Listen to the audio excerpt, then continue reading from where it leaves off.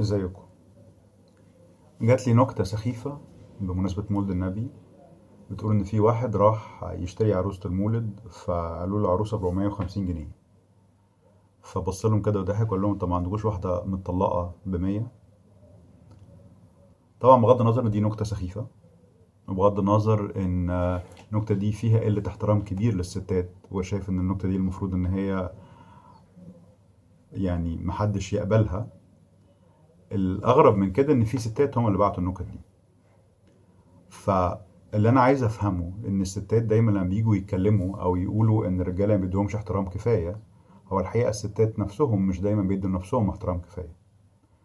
لو انا كست بقبل ان حد يعمل يشير معايا نكت زي كده، نكت فيها قله احترام للستات يعني، او لو انا كست بحكم على الست المطلقه التانية ان هي وحشه وان هي المفروض ان هي ما كانتش تعمل كده، او لو انا كست ببص للستات بنظره فيها قله احترام، فازاي الرجاله هيبقوا بيبصوا لي بنظره فيها احترام؟ كل واحد بيعلم الناس ازاي يعاملوه. فلو انا كشخص ما بديش لنفسي قيمه كفايه، ما بديش لنفسي فاليو كفايه، وانا بتعامل مع الناس، اوتوماتيكلي ما حدش هيديني قيمه كفايه، ما حدش هيعملني كويس. ده سنه الحياه.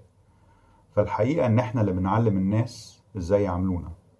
لو احنا ما بنحترمش نفسينا كفايه، لو احنا مش مقدرين نفسينا كفايه، ما حدش هيقدرنا كفايه.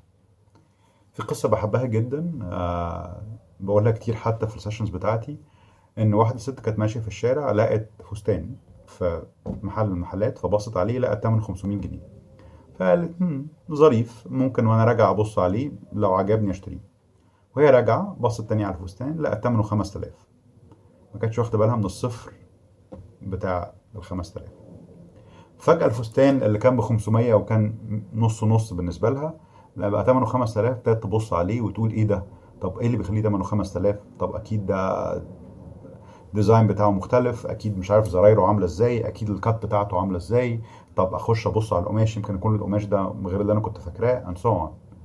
والفستان اللي ثمنه 5000 ده لو نزل في السيل، عملوا عليه مثلا سيل 70% وبقى ثمنه 1000 ونص، الست هتروح جري تشتريه، رغم ان هو ب 500 كانت بتفكر تشتريه ولا لا.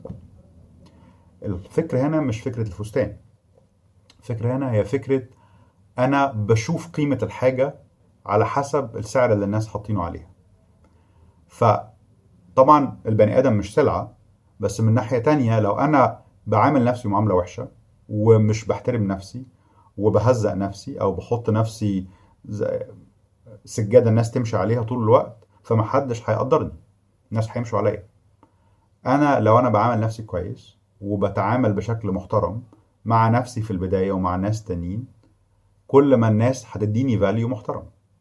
وطبعا الاحترام ده is a two way traffic، الاحترام ده بيبقى رايح جاي. لما انا بحترم نفسي، غالبا الناس اللي بحترم نفسها بتحترم ناس تانيين. فاوتوماتيكلي البدايه بتيجي ان انا احترم نفسي، ان انا اقدر نفسي كفايه، وان انا ما اعملش نفسي او ما اهينش نفسي قدام اي حد. عشان اي حد بهين قدامه نفسي، اوتوماتيكلي هيهني بعد كده. هتبقى هي دي القاعده. وطبعا بعد كده او جزء مرتبط بالموضوع ده ان انا احترم الناس تانيين. اختلاف الناس، اختلاف الافكار، اختلاف المعتقدات، اختلاف الشكل، لا يعني ان انا احسن من حد تاني او اسوأ من حد تاني. يعني ان كل واحد مختلف. ولو كان ربنا عايز يخلقنا كلنا شبه بعض، كان خلقنا كلنا شبه بعض. انما طالما ربنا خلقنا مختلفين، ففي اسباب لكده ولازم نحترم الحكايه دي. البدايه، بدايه الاحترام بتيجي من النفس. الناس او الستات اللي عايزه الرجاله تحترمها، لازم تحترم نفسها الاول. تحترم نفسها ازاي؟ ما تحطش نفسها في مواقف، او ما تجيش على نفسها، او ما تعملش نفسها معاملة اقل من اللي هي تستحقها. هو ده الطريقة اللي احنا بنعلم بيها الناس ازاي تعاملنا، سواء ست او راجل طبعا. بس انا بتكلم على نكتة، عشان خاطر نكتة لما جات لي حسيت ان انا يعني متغاظ.